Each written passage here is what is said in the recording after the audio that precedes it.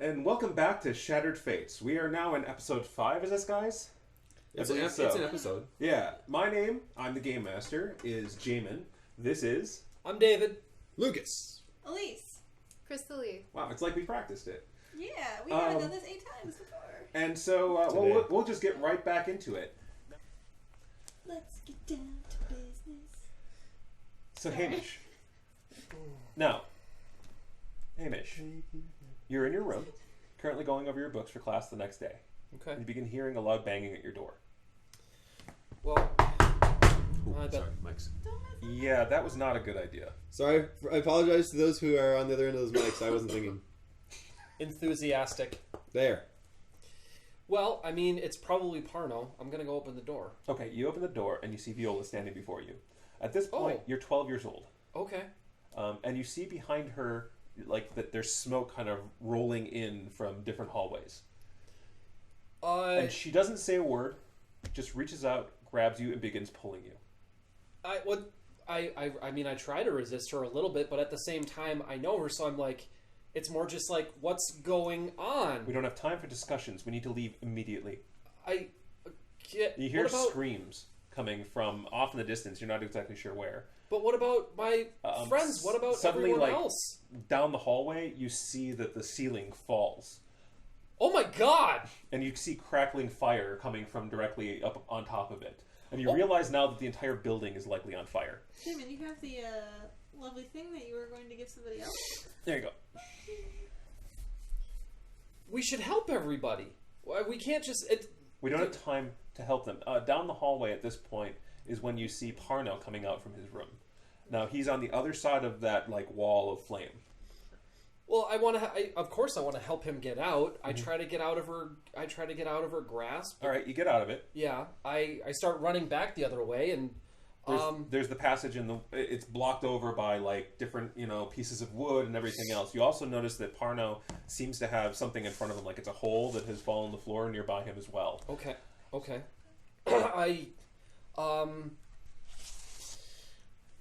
This is my time. My time has come. I can finally, like...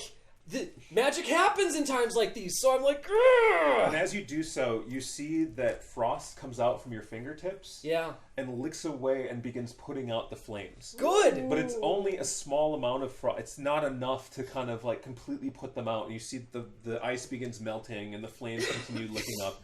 And from behind you, you just feel a pull upon your lapel.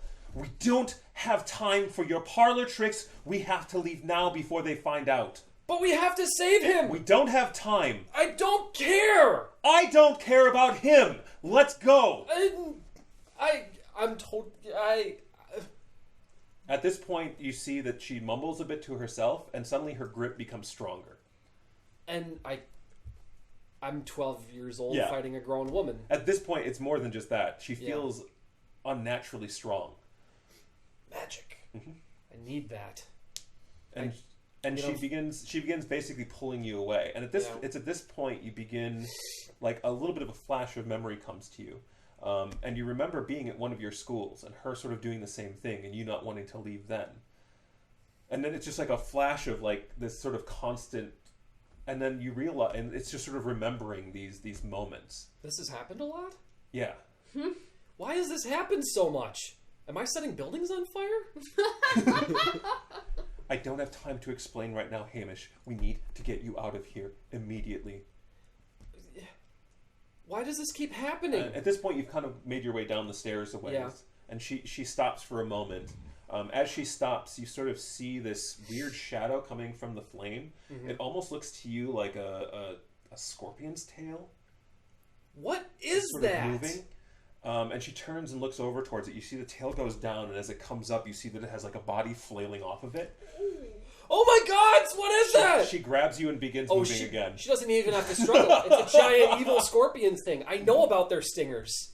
So yeah. And you see, as you're running along, you see coming through like one of the windows, a giant chain that must be about this thick around comes flying directly through the window behind you, and then like comes flying back again. I'm just like screaming incoherently, and this is terrible. I can't even comprehend what's happening right now. She stops you. She holds on to you. She looks you directly in the eyes. Hamish, you need to get a hold of yourself. We need to be calm, and we need to leave immediately. I don't understand. And the door behind her, basically you see it sort of like a portion of it shatters, and this giant meaty fist with just veins popping up all along it, and it's extremely wide and thick, reaches out, grabs her neck, and pulls her back through the door. Oh my God! As the door comes open, you see this sort of giant beast of a man that seems to have like almost like the same little like goatee that Master Vankov has. Just takes her and slams her into the ground so hard that the ground just sort of moves underneath her. Behind this monstrosity, you see also this wolf-like creature completely covered over in chains. It looks to be probably about 15, 20 feet tall, with chains writhing off of it. And you can see the upper-class orphans, Isabel, Victor, all of them, Udo, and all the rest, just sort of leaping around, each of them having these scales across their body, as they're fighting this creature, letting off and gouting forth flame and acid and all sorts of other nasties. And behind, at the creature's feet, you can see sort of Christiana and Mishka just sort of hiding behind this giant wolf creature. Terrified and unsure what to even do. Well, I'm glad I'm not the only one. Do you step out the door, or...? I mean, Viola told me to run, and there's a giant meaty thing with a really ugly goatee. Not to mention giant chain dog thing. Also, scorpions are scary as stuff. Go self. I think you can say shit. Hey. I'd rather not. You ruined the moment. Sorry. I'd rather not. I'm gonna leave because she told me that we need to run, and this is all just going to hell in a handbasket. So as you're running out, as you're heading towards, you see Parno, Jiaying, and Corwin sort of on the far end. You see that basically Parno is just finishing climbing down off the building. They seem to have made a makeshift rope coming out one of the windows. He would think of that. And as you're kind of running over towards them, you see, you're not sure who exactly it is. It's some sort of blackish color just streaks across, almost as though it's being thrown, and slams directly into Parno, pushing him directly up against the wall. Wow. And then a chain comes out, grabs the black shape, and pulls it right back into the fight. As a player, this is the best thing that I could possibly be imagining right now. Are you running over towards them? Yeah, because it's Parno. All right. So as you go rushing up towards him, you feel like a grip around your head. What? Like it feels like just something grabbing you from behind, but it's big enough to wrap its fingers around your head itself. And as you're grabbing, you're feeling like meaty fingers as it lifts you up and turns you. Oh, gross! Where do you think you're going, little one? Why do you sound like Vankov? What is happening? Turns around, and you see Viola is on the ground. And you see she just sort of looks up for a moment, and she looks at first like Viola, but then she herself kind of begins to take a little bit of a different change in her stance and moves. And she just looks up and gives this kind of smile that does not look... It doesn't look like she's happy. It looks more like this crazy look in her eyes. Like her eyes are vibrating just slightly. The smile is kind of quirking up on one end, and she's just sort of squinting occasionally. And you notice that her hands begin kind of growing out, almost like claw-like. Now I'm imagining Mommy Dearest. And she leaps out at this sort of bestial Vankov, and he just almost laughs a bit, tosses you to the side as you go rolling across the ground. And you see she runs up to him, puts the claws in, flips him up in the air and over. That is the best German suplex ever! And the two of them begin fighting it out. So now you seem to be sort of free to move a little bit, and you see that Jiaying is still over there, along with Corwin, and they're looking over Parno. Okay. We need to get out of here. I want to go help my friends escape. So I want to run over by them and help them get out of here. And help maybe carry Parno. Because I'm bigger than them, I think. Yeah. All right. So as you rush over there, you see Parno seems to have hit his head pretty badly in slamming up against the wall. Corwin looks up at you. Hamish, what's going on? I don't know, but we have to get out of here. Can you help me? He's like pushing himself up against the wall. He seems just terrified. I grab his hands. Corwin, we have to get out of here. Help me carry Parno. That's all we got to do. So come on. So I grab his legs. Okay. As you're kind of lifting up and you start pulling him a little further away from the building that's on fire and sort of setting him, somewhere, at least moving him. Are you trying to get him away? Are you running, or at least trying to set him somewhere safer? Get him somewhere where he's not going to get burned. Okay. And as you're setting him down, Jiaying just screams out, "Look out!" Okay, that was not a good voice at all. Wow. But basically screams out, "Look out!" Yeah. And it's to you. Okay. I look out. Okay. As you turn, you see this giant body flying towards you. And Power dive! All right, it lands and sort of begins sliding across the ground until you see Vankov's head like right next to you as you kind of dived out of the side. Good. And he doesn't seem like he's doing all that well. Like he's kind of losing the fight here. Good. Awesome. He looks over at you, gives a bit of a smile, reaches out to grab you. Oh, no. I know, you begin scurrying? Yeah. All right. As you begin scurrying, he grabs you and holds you up, and you see that Viola is rushing towards him, moving faster than anything you've ever seen, and he just holds you up and begins squeezing your head. I start screaming because head being crushed. And she stops. And you see that it's almost like her face changes and everything goes back more to the Viola that you know. Mm-hmm. And she becomes more calm, a little less disturbed. Mm-hmm.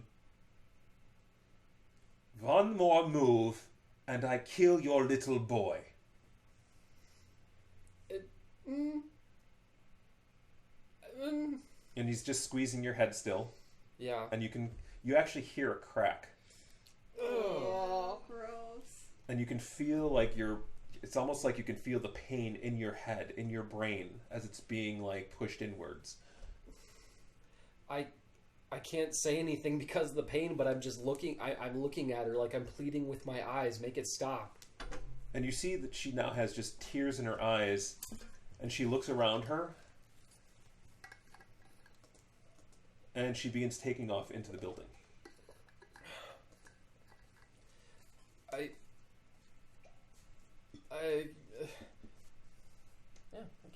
At which point, like, he's about ready to go chasing off after her, and the building begins crumbling down. I'm like hanging, and I'm like trying to reach for her. Yeah, and screaming, and he sort of sets you down like you're just basically a piece of trash that he had picked up, and you just sort of fall to the ground. As you kind of lift your head up, you feel that there's blood coming from your ears. Ugh. And it's very difficult to see at this point. Okay. You do see that Headmaster has sort of shown up at this point, and he's by Headmaster Vassenberg is nearby. This point. You want to switch to the Headmaster.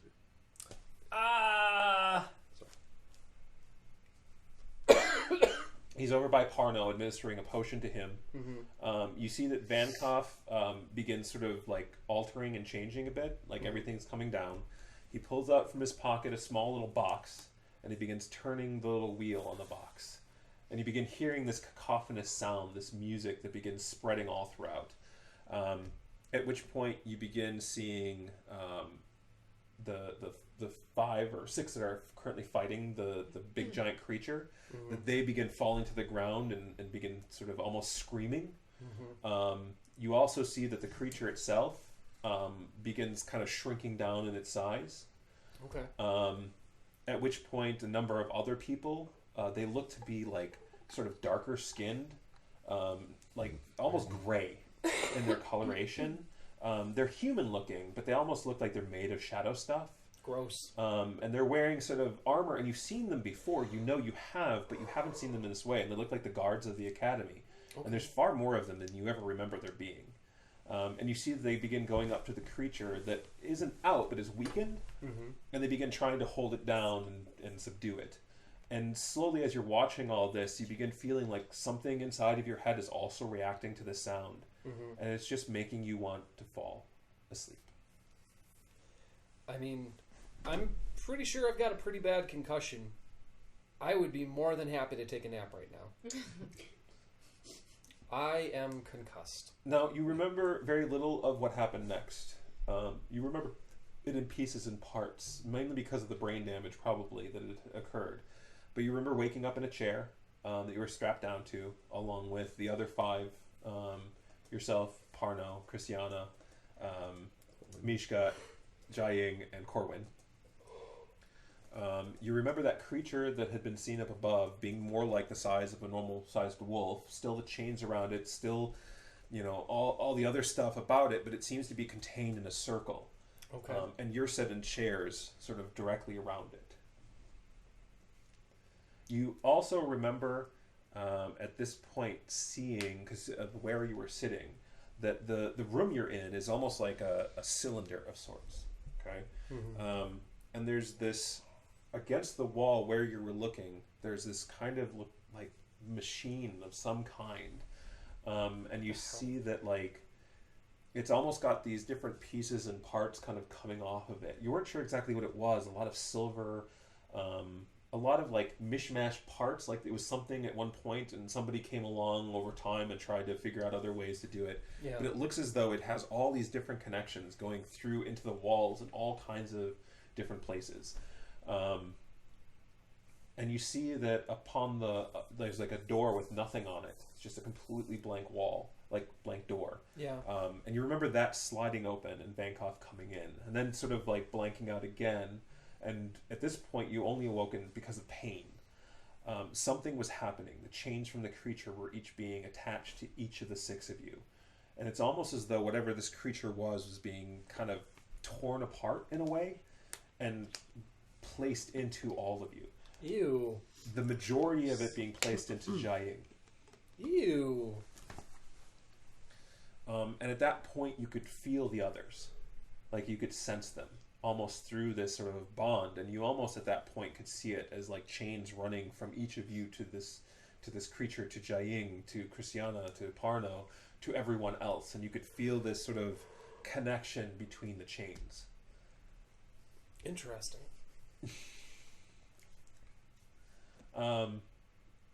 And you began sort of blanking out again, at which point you remember Jiaying kicking and screaming was dragged away. Okay. And then they began all the process of training and of altering minds and everything else. It seems to you that whatever had happened here in this moment seemed to have... It was more than could be altered easily. Yeah. As far as memory.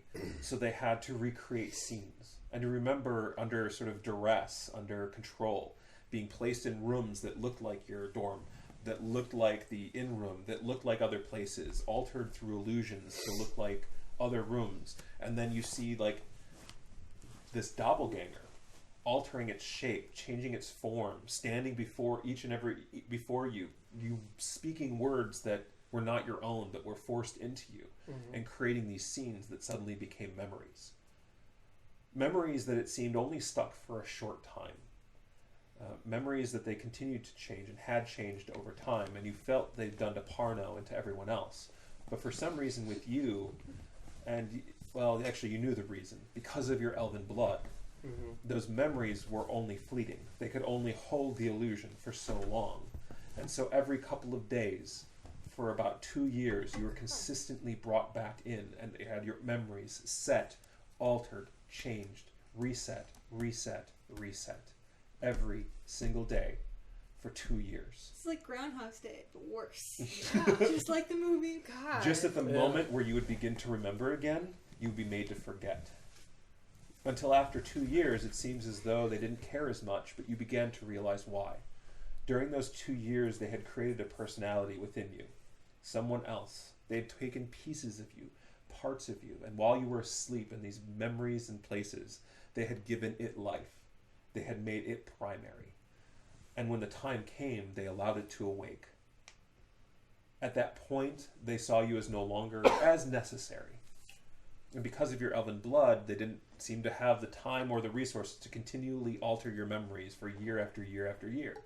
So instead, you found yourself awakening in a glass cage. A giant cylinder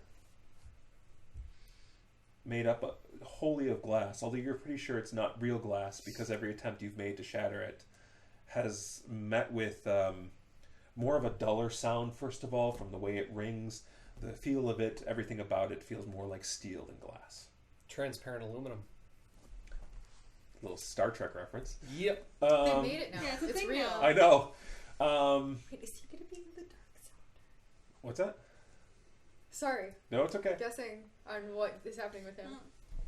So over another 7 years, you live your life in a cage. When you go to sleep, you know that he awakens. And over those many years, what starts out as 12 hours of being awake begins to be less and less and less and less. As you know, slowly over time, you're being erased. Okay, so everyone knows Dave and I had a conversation about this, and I'm not going to give all the information because Dave will have plenty more. Yep. But I'm going to give the overview here. So over this time, you know that time reduces less and less. There's periods where you go a little crazy. More than a little crazy. Leading up to points where suicide may have been a thought. And every attempt at suicide only awoke the other half of you to come into power and stop you. And they would remove whatever implement that you utilized over that entire time in order to kill yourself. Death was never an answer. Because no matter what you did, he was always watching. Now, you were not alone during these 7 years. You had, for a time, a large number of people that got whittled down to only one. So, Isabel. My BFF. For life. Isabel is about as insane as one can become. She seems to be racked with just rage and, unfortunately, fire. Occasionally, she seems like Isabel, the one you knew, and as she grows older, she just looks like a normal young girl. Mm-hmm. But at times of her rage, it's almost as though her skin becomes like scale, fire gouts from her mouth, and even the fire of what you assume to be a dragon is not enough to bring down these glass walls.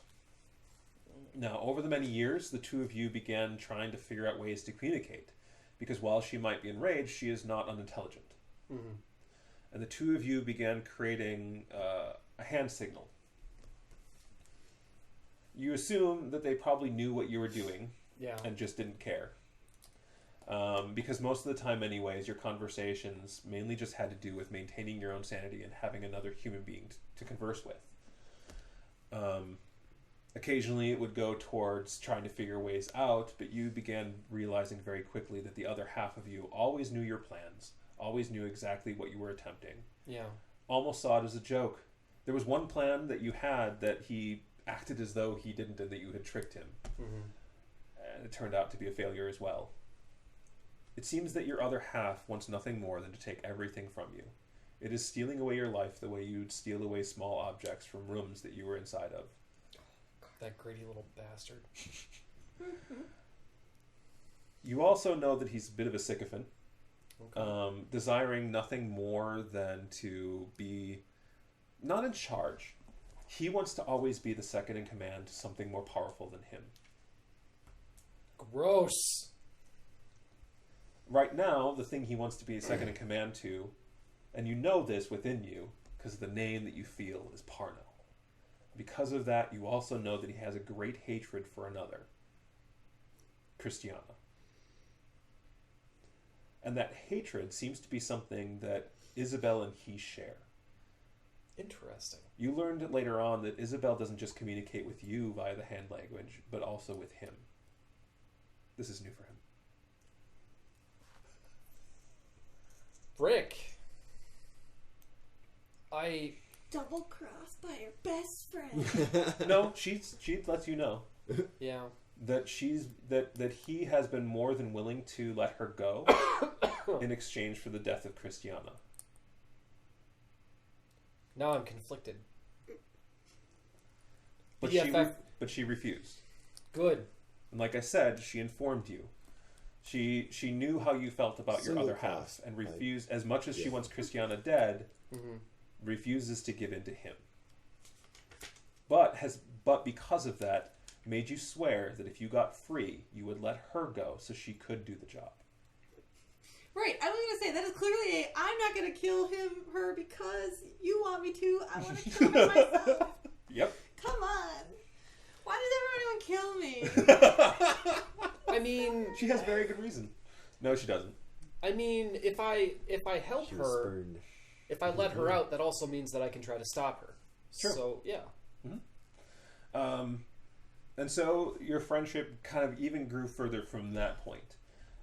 From what you understood, the other half of you no longer tried to communicate with her that way, although he also didn't plague. If you had any plans at all, he would stop them immediately. Right. He basically, almost like he was angered that this person refused to work with him. Yeah.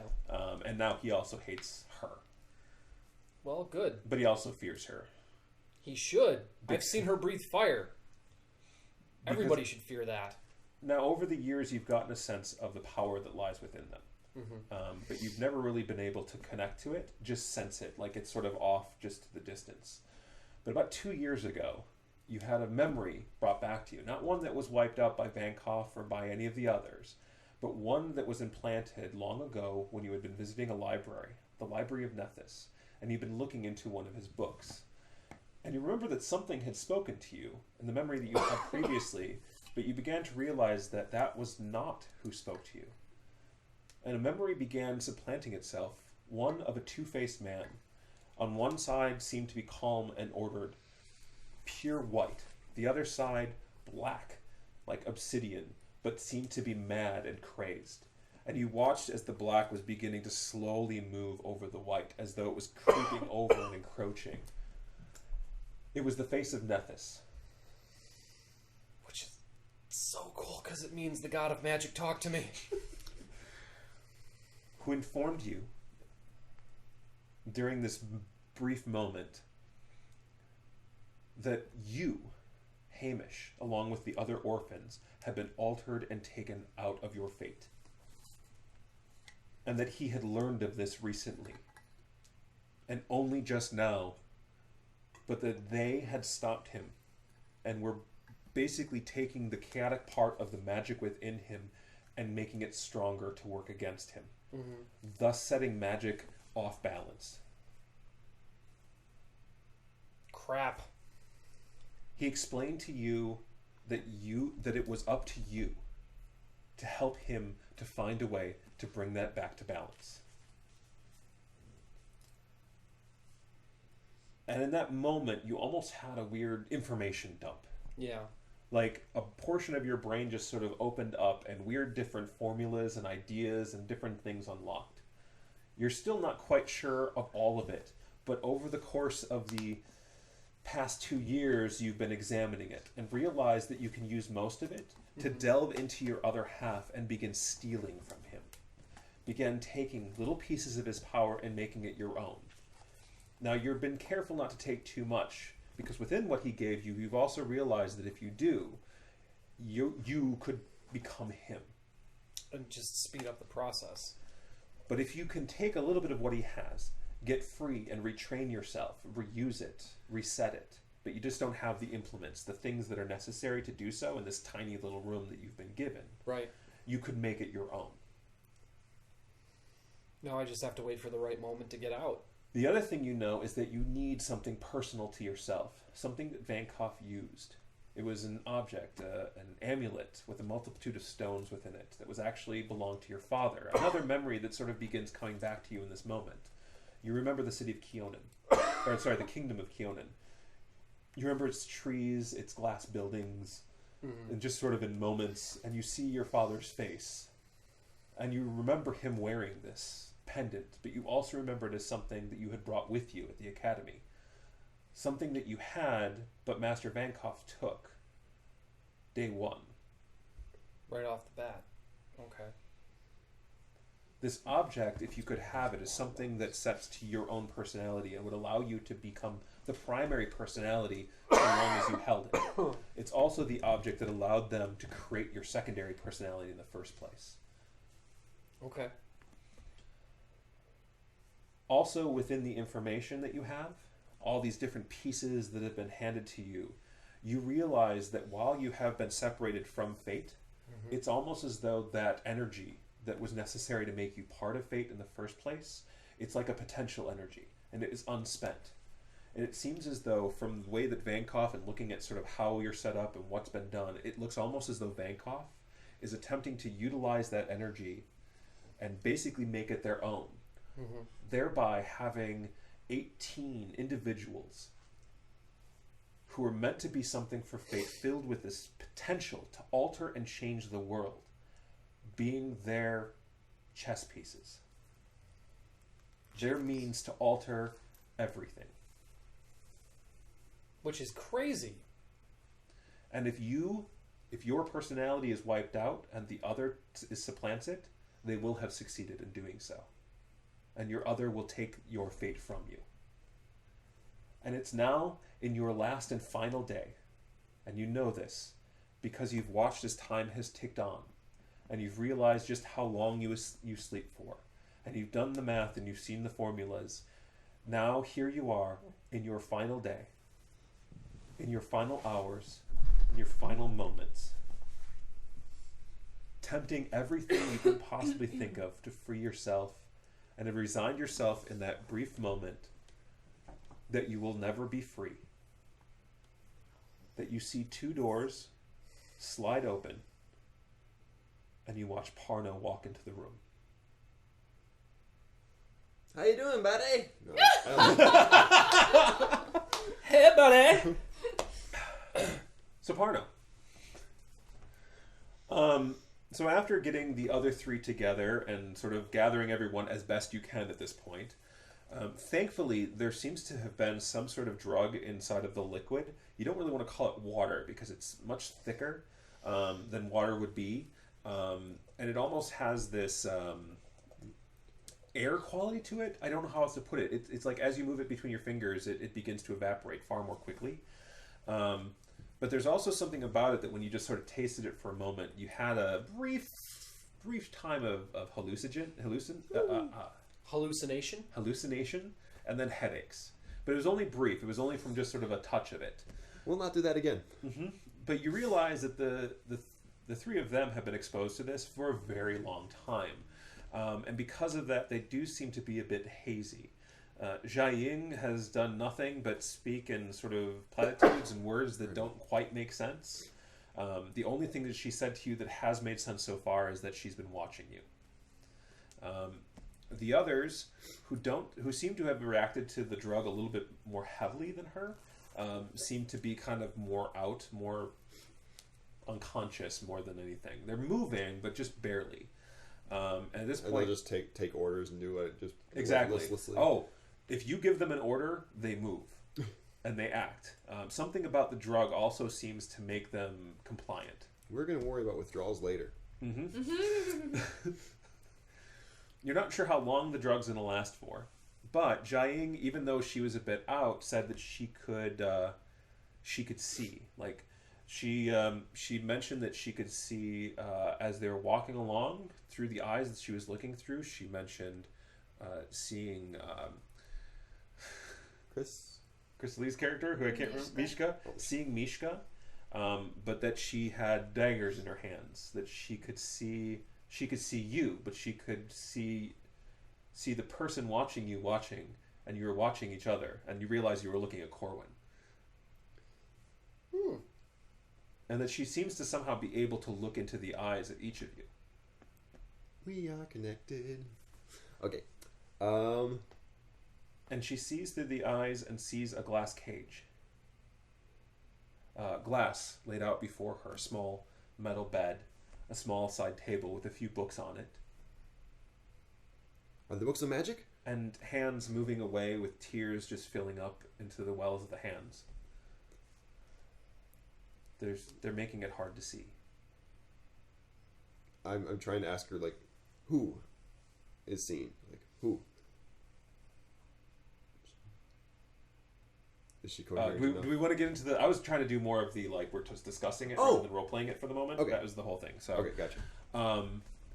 You get the sense from it, because she mentions everyone else, that it's a final, a sixth, because you got a feeling of Christiana, of Mishka, of yourself, of Corwin, of... why am I missing someone?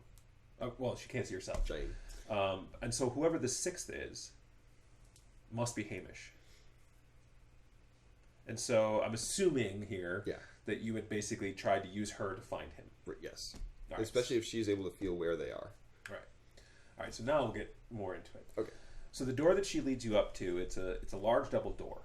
It has a series of marks across it, like just lines on either side, and then you just see on both of them there's just like a dome like this. When Master Vossenberg gets the door open using the sphere that he had before, you see that it's a room filled almost with, sort of those glass things that kind of go like this and have the little... A bell jar. Yeah, bell jar. Basically, it's a giant room filled with enormous bell jars. And inside each of them, you see like metal beds and other things of that nature sort of scattered throughout each. Doesn't seem as though a lot of people are inside these anymore, except for in 3 cages.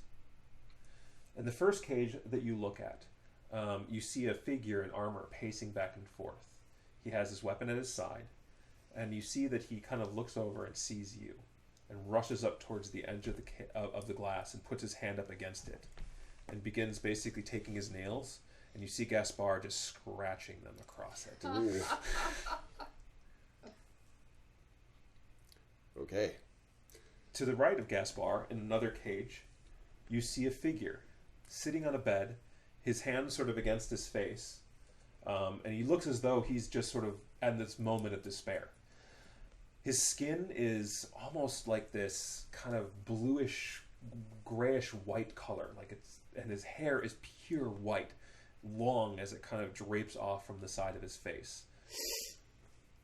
At first, you don't recognize him and think him this sort of oddity until you begin seeing the features, the nose, the eyes, the ears of sort of elven, but not quite elven. It's almost as though he has sort of Drow-esque features to him, and you've seen pictures of them, stories, everything else. Vile creatures. But it's Hamish. Hamish! I run over to that bell jar. You don't hear anything. Yeah. And you see his mouth opens. I'm assuming. I was going to say you were saying Parno or something, but I don't know. What would you be doing? I've thought about this so many times. I breathe onto the glass so it fogs up, and I write, "Get me out." Is it backwards? No, I write it the correct way because I've been thinking about this. He's been practicing. He's had 7 years. Yeah, he's looked very well practiced. Yeah. Corvin! Corvin's carrying the 2 of the people, and you see Headmaster Vossenberg is sort of leading Jiaying in. Hold up. Corwin is carrying people? Yeah, actually, what you see is not Corwin.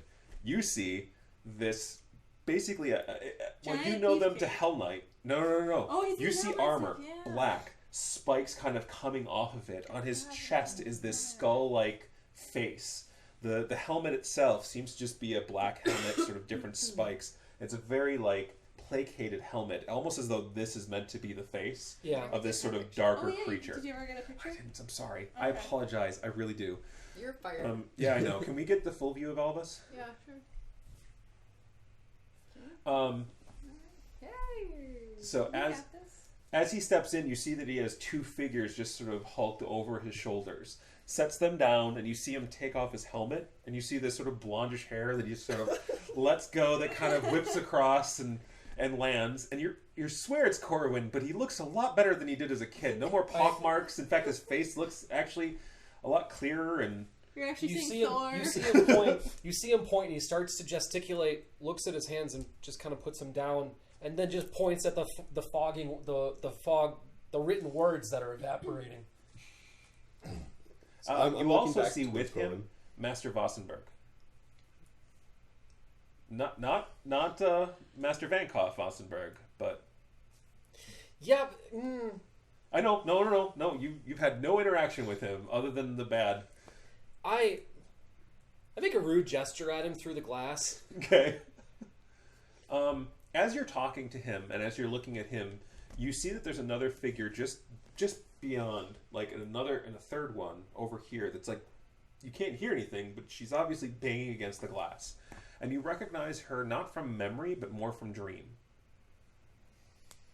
and you recognize that face. You know her. It's like somewhere within you, you know her. And her name, it's there. Like it was there in a dream, a nightmare. A nightmare that says that your memories aren't your own.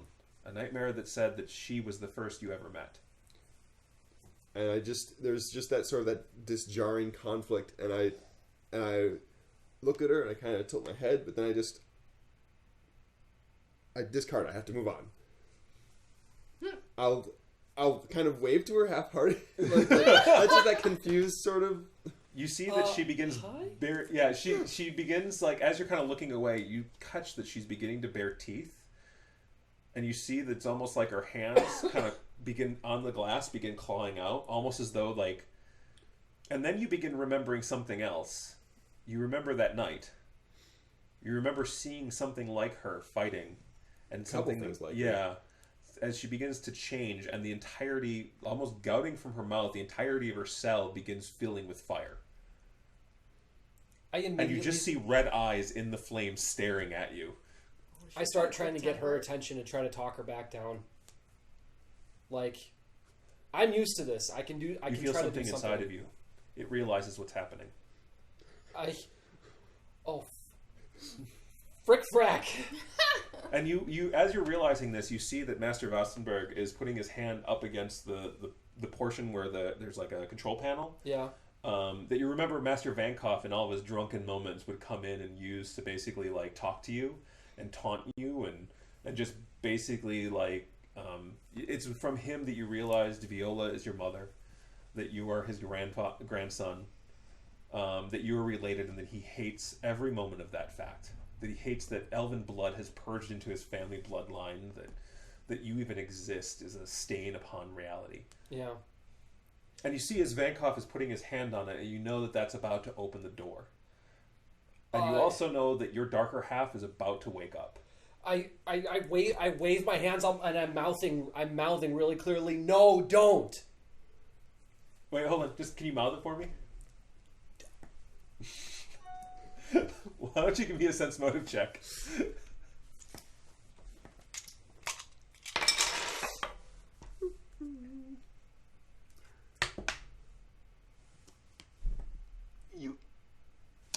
That is a 17. 17? Yeah. Okay, yeah, you realize he's giving a warning.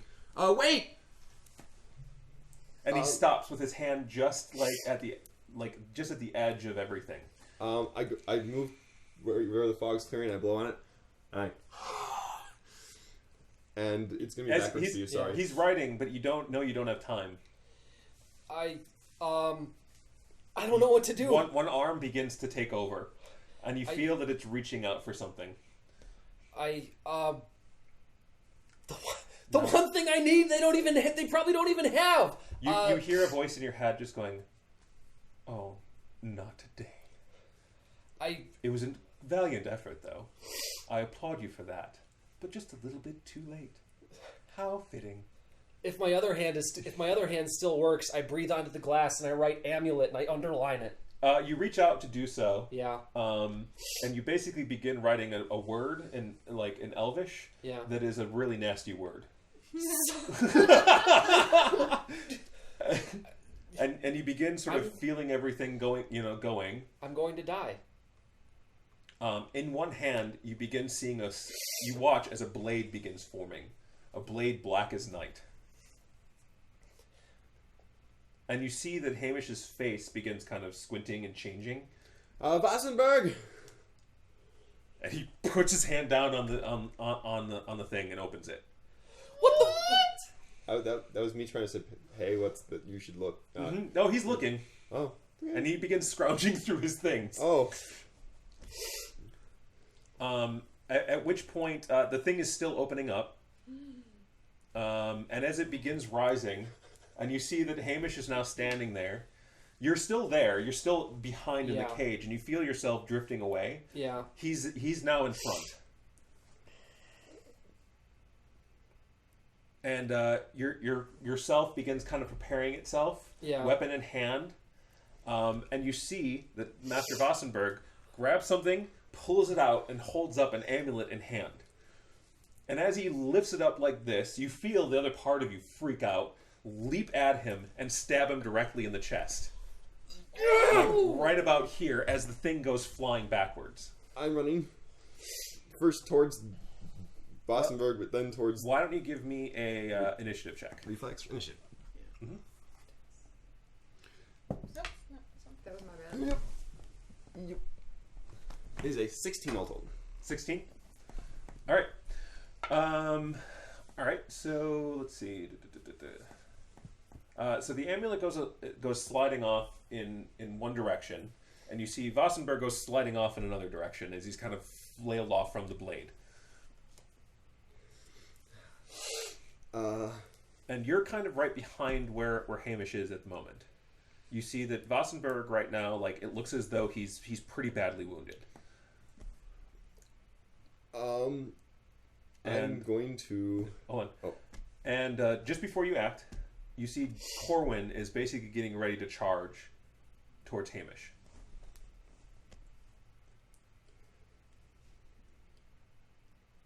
So which way do you go? I go towards the amulet. Amulet? Yeah. Alright, just so you know, Master Wassenberg may not live. If I go towards Master Wassenberg, I still don't think he'd live. Like, my only chance to help him is to stop him from killing him more. Okay. Kill you dead, and then I'm gonna kill you more dead. Or killing the rest of us more, too. Yeah. Alright, so you reach over, grab the amulet, and you see that as you're kind of turning around and you're kind of like diving for it, you know, you see that Corwin behind you bull rushes into Hamish and pushes him basically up against the dais, and tries to sort of knock him down. But Hamish seems a little stronger than he used to be. Yep. Awesome. At which point you see that that there's another in the cage, in one of the other cages. It's like banging against it and is looking at you and pointing, and you see Gaspar almost as though he's like, I can help kind of a thing. I'm... My chances on like the Dragon Queen before. Well, the Dragon Queen is right behind you. So I had the amulet. Mm-hmm. I cast Vanish. Okay. Clever. And then I'm moving it. Like, I'm not going directly straight at him. I'm trying to... So he's up against the dais. Corvin's holding him there. I'm going around towards the open side of the dais. So that okay, if he so moves, you're trying to go right, around. so if he goes left or right, I'll be able to get to him. Okay. I got to get the amulet to him.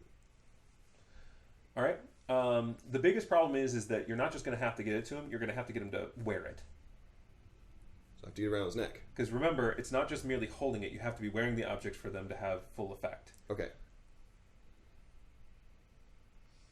So basically, alone, you're probably not going to be able to get it. Okay. And watching Corwin in his fight does not exactly give you a lot of hope as to Corwin's odds in this fight. All right. Then I'll still Vanish. Right, Definitely still doing that. Yep. And I'll run up to the dais side where I saw him put a hand. Is there like one... Dais side of what? So the dais has the control panel? Right, so there's a control panel in each of the daises. Are you talking Oh, about there's one where for Hamish? each? Yes. Oh, I thought it was one big massive... No. Oh, no. Each of them have their own panels. Sorry, then I'll go to... Gaspar or Dragon Isabel? Ladies. Dragon Lady? Yeah, I'm still invisible. I'm going to use that.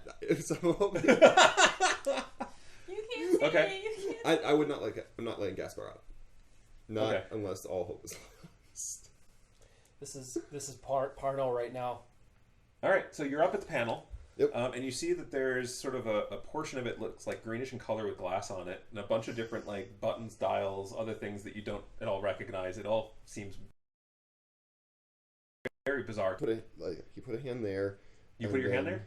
The light goes and changes, and it goes green, and you begin hearing sirens go off. I was... Uh-oh. And like the lights around you, which are bright white, begin to change, and you see that it kind of goes out for a moment, and red lights come on, and they begin flashing. So I need Wassenberg's hand.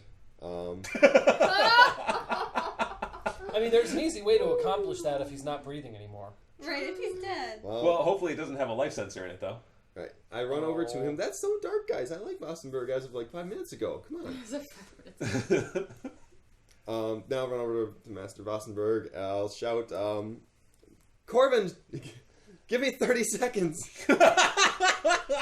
Okay, And so don't die. As you reach up to do that, you see that Corwin right now is by Gaspar's cage, and his hand is being slammed up against the cage. Shiza. And you see that Hamish just sort of lets go, and Corwin drops to the ground. I'm sorry. You needed how much time? And he begins just sort of walking over towards you. Still invisible. Now, I'm only going to make an assumption that you're not the real Parno. That you're his plaything, just like mine. And I know that the real Parno is in there. So, sir, I want this to be marked for me in future. Of course, I won't harm you, sir, but I'm going to have to disable you for a moment. I'm going to cast a spell, and he has to make a probably pathetically easy will save, but if he fails, it'll be great. All right, what is it? Hideous Laughter. What's my DC 14 will save? All right. I'll make the roll. If I roll a 1. Should you roll into the dice cam? No. Oh, I see. Fine. What? I mean, maybe the audience might want. Okay, why not? Here. Dave, could you roll for me? Sure. Since it's technically you. You're going to want to make sure that it slides over into the thing there. So I rolled a 16. Okay.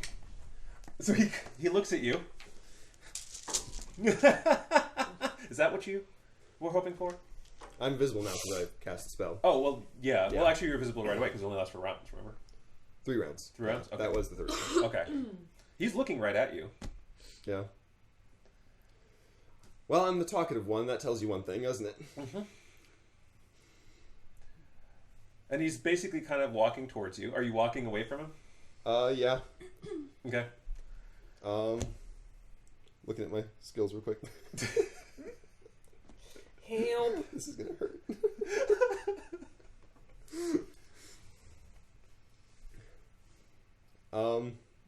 You see Master Vankov is like kind of off to the side and he's trying to drag himself... Vostenberg, sorry.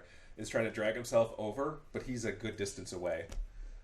But you do know that probably someone of Vostenberg blood is going to have to touch that in order to open the cage. Go ahead, Dave. You can tell him. I saw it in your eyes. You have a plan. I mean... Do you want to try to take over? To say something? Absolutely, yes. Okay, give me a will save. Oh, sorry. No worries. Oh, that's not good. Okay. That's like all right. 7. So you're trying to force your way through. Yeah. You see him stop, and he stops for a moment. He's like, "Not now. I'll deal with you later." He looks back at you. Annoying, isn't it? I'm backing towards the panel with for the dragon lady. Okay. Annoying, isn't it? Having someone else in your head when they shouldn't be there. It won't be much longer. It's like an insect. It just takes a while to crush. I've taken everything else away from it. Now all that it has left is you. That's not very good. That small bit of hope that you're here to rescue it. And I'm about to take that last little piece away from it before it dies for good. That doesn't sound like a very good story. My back's up against the control panel now. I think it's the best story. And as you're doing that, he reaches out like to grab you towards your neck. This would be a CMB check. Okay. I'm going to try and grapple his hand onto the panel. Clever! Okay. So clever! All right, why don't you give me a CMB check? Or a It'd CMB be check. clever if I had good CMB. Do you want to help him? I do! All right, why don't you roll a will save? Okay. Roll better this time. A little better. Come on. All right, that was originally a 7. I'm not trying. Right. So I rolled a 9. Was it cocked or what? No, I just while I moved it, it rolled. All right. We had a long talk about moments like this. We had a long talk about moments like this. I need you to behave. Yay! 21. Oh, wow. Woo! All right. So he reaches out to grab you, and you basically just kind of grab onto his hand and like use the momentum, pull, and it goes right on, and you see the thing goes white. And suddenly, and a little bit of smoke comes out from all around, and you see that he stops for a moment. I cackle madly. And you see his hands out there, and he reaches out to grab your neck with the other one. And he just kind of slowly begins letting go. And from the blackness and the smoke, this shape just dives out like at just speeds, like much like Cristiano was moving. Just grabs onto him and begins taking him through each of the bells. And like slamming him up against each of them, like almost watching like a pinball make its way through all of them across the entirety of the place. And not just at ground level, she is flying through and knocking him all the way across, and then throwing him down to the ground at your feet. Look, I brought you. Clever girl. Oh yeah, that's my girl. I'll just look at the form and say, thank you, and I'll put the amulet on him. Okay. As you take the amulet and you put it on him... Hamish, we need you right now. He's still kind of unconscious, Okay. but in that unconscious state, you sense the amulet's there. Why don't you give me another will save? Except this time you're going to get a bit of a bonus. Come on, Dave, make this one. Well, I'm rolling better every time. That's an 11 this time. All right. Well, with Yeah. you begin kind of feeling yourself push through a little bit. Right now, the two of you are kind of head to head. Battle of wills. For the desire to take over, but you can feel your father, that sort of the will of Keonan, that sort of power within you. Power of elves. You begin remembering Keonan more. Like its memory becomes stronger. Your memory of your childhood, your memory of everything that occurred to you before this thing was created. I've been here longer. I will be here longer. So Parno, as you're kind of looking up from that and you're sort of standing up, Isabel steps down, like she sort of moves down from where she was flying, right in front of you. She's standing over Hamish, like she just doesn't really care about him anymore. And she's just looking you directly in the eyes, intently, intensely. And she reaches out with her clawed hands, and you see the claws kind of coming down. I just say, I know you. And as you begin talking, she grabs your head, pulls you in for a kiss. Scaly. Scaly. I'm probably pretty like adrenaline rush right now. Sure, I'll go with it. So Hamish, Yeah. when you wake up from your kind of daze, I thought it was the first thing you see that. is you kind of open your eyes, and up above you, you see Isabel and Parno locked in this like embraced kiss. Isabel! Help me! What? Dawsonburg? Vossenberg! Summoning my character sheet. It's alright. Okay, I have no wisdom bonus. I run over to him. Well, he's like right behind you. Oh, that's good. He was trying to crawl to Yeah. where you are, so... I want to try to stabilize him. Okay. A heal check? Yeah. And that's Just a 9. retire that die. Okay. You're going back in the bag. And that one. You're also All going right, in so the what's bag. the total then with that roll? Is it at least a 10? Yes, actually it is. Okay. So you go over and you begin kind of holding the blood in from the wound as best you can. And you think you've got him mostly stabilized. Yeah. But to stabilize him, you got to kind of keep pressure on it. Yeah. Do you have any form of healing at all or anything like that? Well, that's what I'm looking at right now, and the only things I'm really good at are currently like killing everything. Okay. I mean, Bless you.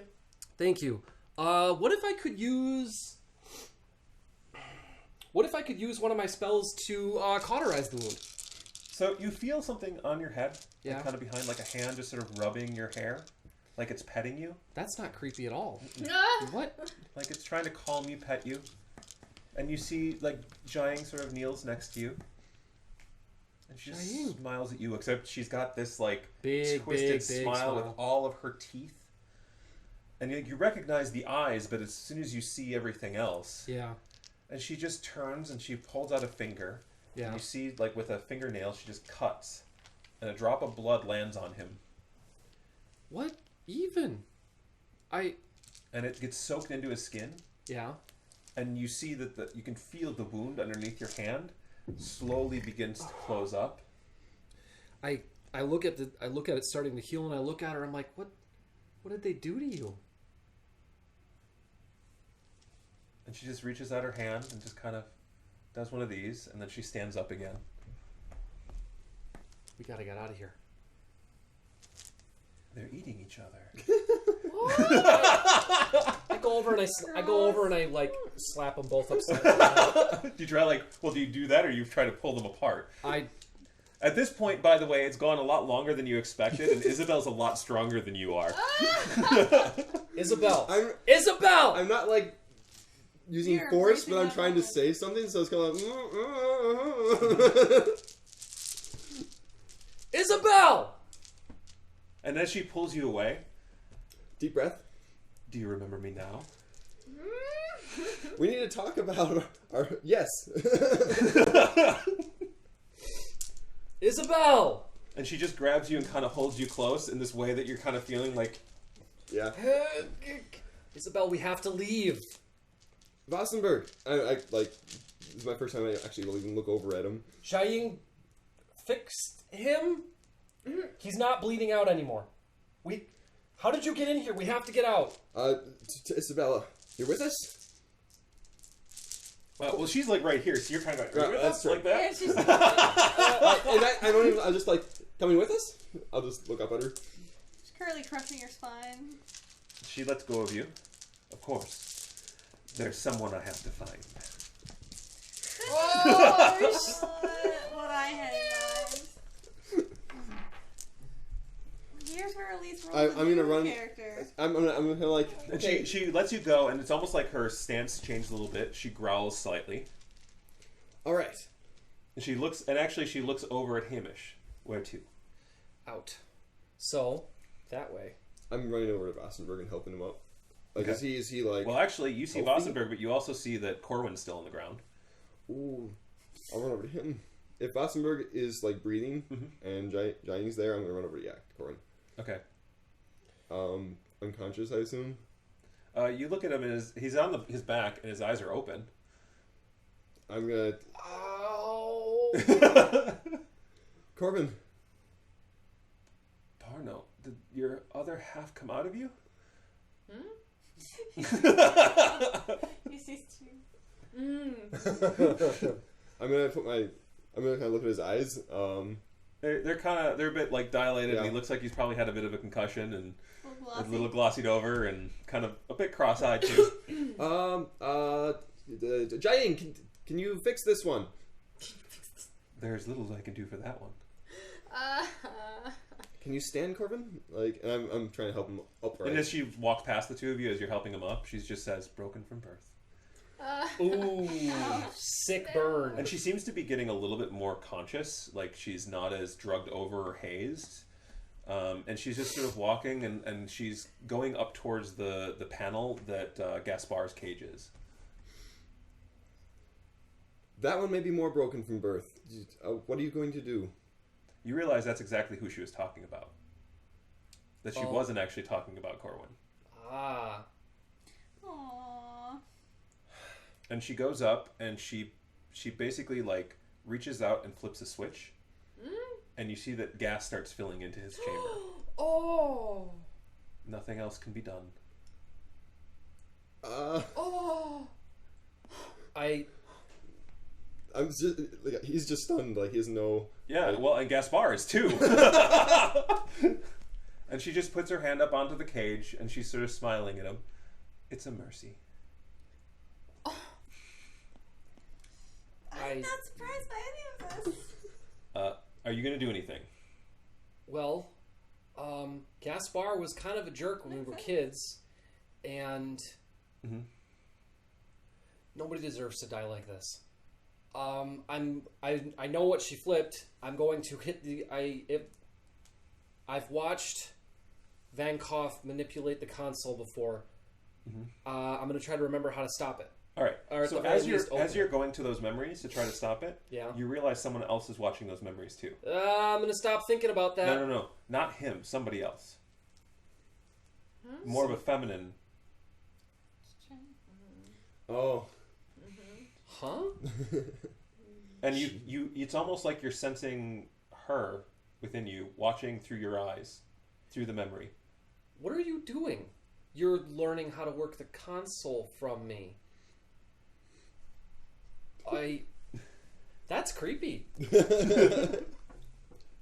So the gas is going. You're just like, and you see that the gas bar is like going down. Yeah. I hit the evacuation button and I pop it open. All right, you hit it to open the cage. Yeah. All right, your hand slams down. It goes white, and the cage begins opening. Okay. You begin seeing some of the gas coming out. Yeah. Guys, don't breathe that in. Yeah.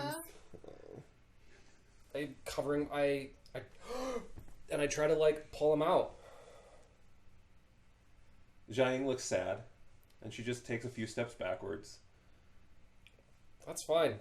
As much as I don't like the guy, nobody deserves to die like this down here because too many people already have. All right, as it begins to dissipate and everyone sort of steps away, you see that Gaspar is lying on the ground, but you can see his chest just barely rising. Gaspar. Nice. Let me just check something here. All right. Well, good. Then I get to lord it over him that I saved his life once, and he's gonna hate me for it. Are you gonna just leave him here? You have a feeling the gas is probably gonna keep him out for a little while.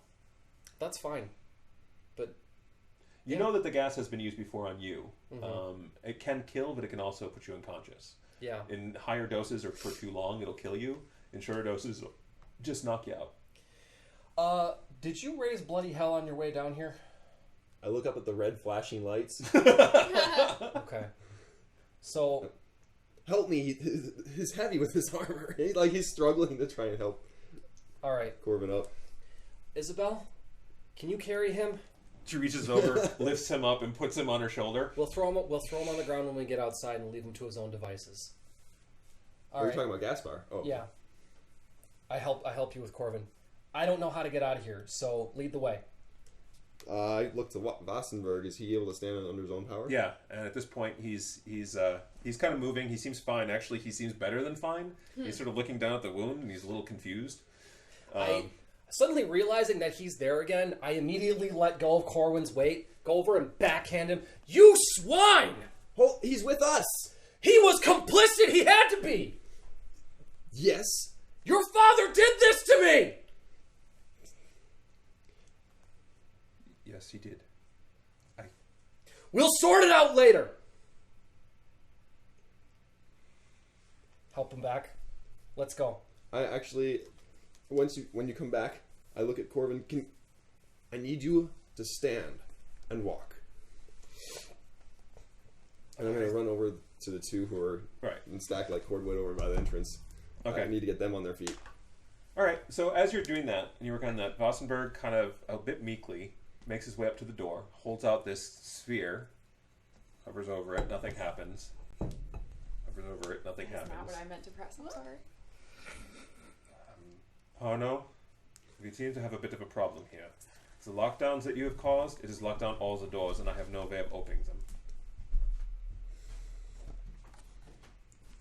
them. Hamish, you know a way out other than this door? Or a way of unlocking it? Do I? No. I look for plumbing. Like a grate or something that would... There's nothing. There are grates way far up on the ceiling. It looks like ventilation. They look like they're big enough that probably people could make their way through. Do I remember her name? Isabella. Isabel? Isabel? Oh yeah, you remember her name. Okay. Isabel, can you still fly? I'm looking up at the grate. She walks over to the door. I can. You have a better idea, don't you? Claws begin coming out. She reaches her hands into the door and begins pulling. And as she does so, the door kind of comes open, like it just like about that much, but then it slides back shut. Isabel, warrior princess. Yeah. I can fly. it's going to be fun dragging unconscious people through those. If you can get to the other side, I might be able to open the door again. All right. Well, we didn't think to bring any rope, I'm pretty sure. So, we're going to need to find another one of the panels to turn off this alert. Otherwise, our movement through this place is going to be far more difficult. all right. Get up and through there if you can get to the other side. Hamish, help me with this armor. We're going to use it to shock the door open. Okay. Hell, that armor, I figure it'll probably hold. I mean, Are you taking off a Corwin? I'm taking off probably just the helmet. Okay. a helmet would be enough. Yeah. All right. He probably shouldn't have it on right now anyway. Yeah. We're going to take a pause. We're going to take our first 10-minute break here, and then we're going to actually switch groups. And we'll be doing the girls group on the other side, so we'll be switching places here. Girl power. Way one or two. So we'll be back in about 10 minutes.